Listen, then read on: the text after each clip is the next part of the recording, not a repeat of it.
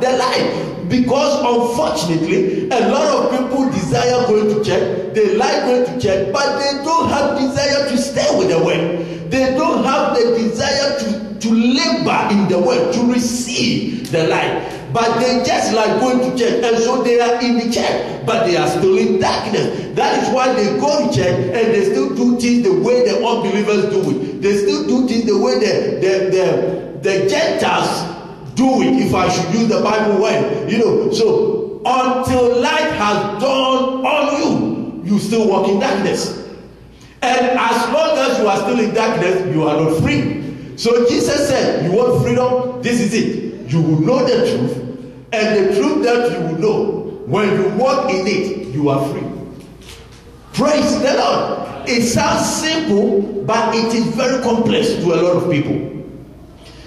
You will know the truth, and the truth that you will know, the truth that you will know, understand, is a personal responsibility.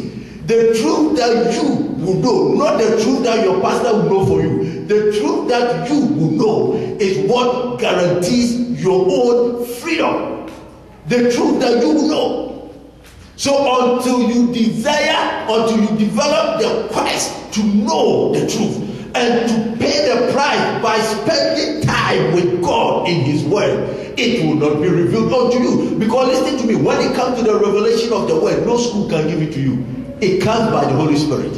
That is why Jesus said, when He comes, He will lead you into all truth. He will teach you everything you have to know. So it is by the Spirit of God that the truth will be revealed. And listen to me, church, when the truth is revealed, you cannot doubt. Are you understanding me? When the light of the word dawns on you, that is what kills every doubt in your life. Do you know why people struggle to believe God's word? Because they are trying to understand God with their carnal mind. And so it's a struggle. They struggle to believe it, they struggle to obey it, they struggle to walk in it. But when it is revealed to you by the Holy Spirit, when the light dawns on you, it terminates every doubt, and so you don't have to struggle, because this is how it is. Until you can see it, you struggle to believe it. And when we are talking of knowing the truth, we are talking of being able to see with your spiritual eyes what God is saying. Being able to see. It is just like you say you're talking to somebody, and then all of a sudden the person goes like, oh, I see. Now the point is, nobody sees words. But the I see the person is talking about here means that I have understood what you are telling me. I can see it. I can perceive it. Are you understanding me? So when we are talking of knowing the truth, we are talking of the revealed word that has been revealed unto you. The word of God that is revealed unto you. That is what it means by knowing the truth. And church, it does not just drop. You see, this is why people are having problems. It does not just drop. There is a price to pay. That is the truth. Let's face it. You are going to have to devote time for the word. You want to fly on the wings of God's word. You want to flow in the power of the word. You want to become a light. You want to break through by the power of God's word. Church, there is a price to pay. If anybody tells you that you don't have to do it, oh, just come, you will lay hands and pray and things will be happening, that is fake, that is deceit, that is a lie. There is a price to pay to encounter the light. And until you have encountered the light, you are still in darkness. Nobody here will live in darkness in Jesus' name. Amen. So please don't just go about singing John 8:32. Ye shall know the truth, and the truth will set you free. Ask yourself, do I know the truth? And listen to me, church. When you encounter it, you will know it. You get that, you will know. When it comes, you will know. When it is revealed, you will know it. You will know it. So please, let us develop that hunger for the truth.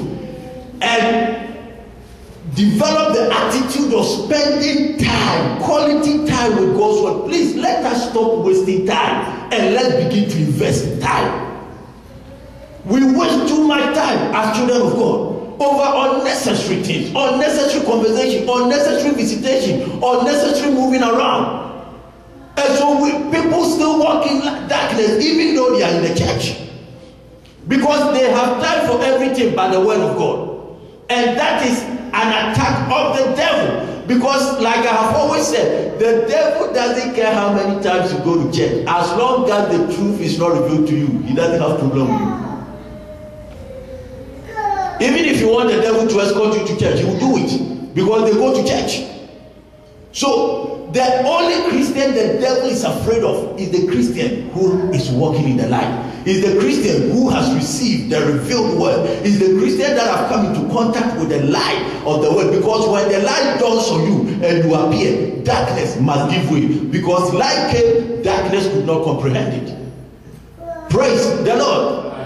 And so in every area of our lives, any area that they seem to be struggling, any area that we are finding it difficult to break through, it is because the light has not come. So the wisest thing for you to do is to sit down and begin to spend time with God in his word, quality time. And what I mean by quality time is that you purposely set time aside with God. Purposely, not the one that you are reading and then every 2 minutes the phone rings and you pick the phone and talk. Oh, okay, yeah, oh yeah, I met him. Okay, I understand. Oh yeah, oh it was nice. Yeah, yesterday, and then okay, bye bye. You put it down and then you open John 10:22, and then another call. You are joking.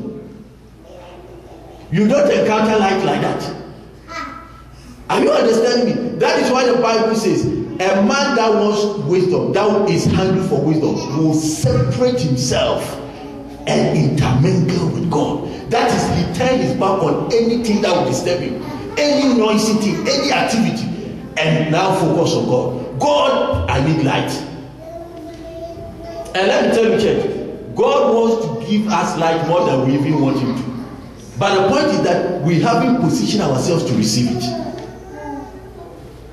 Praise the Lord. We will walk in the light of the word. Amen. In the mighty name of Jesus. Amen. And so ye shall know the truth, and the truth will set you free. This year I declare you free in the name of Jesus. Amen. By the encounter of the light of God, you are free from every harassment of the enemy.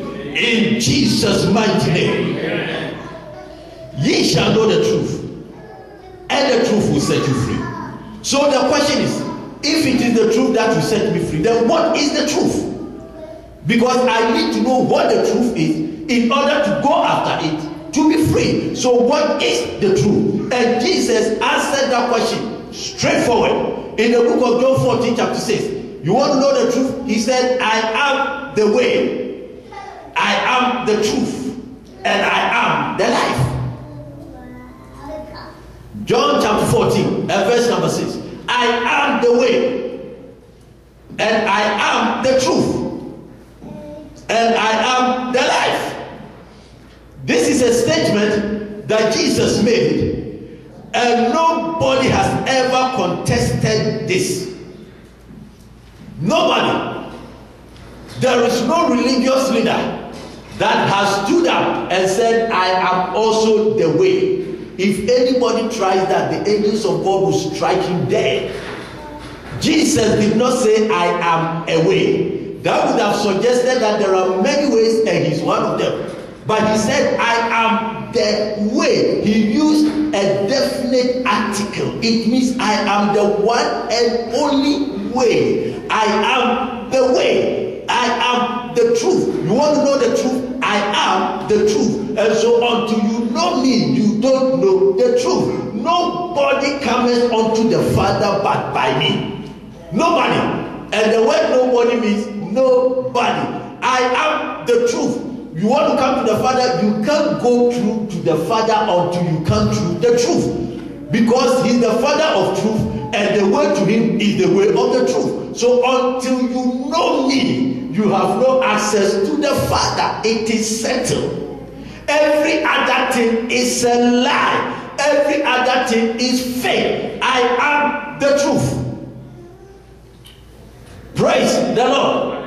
And he said, you want freedom? It is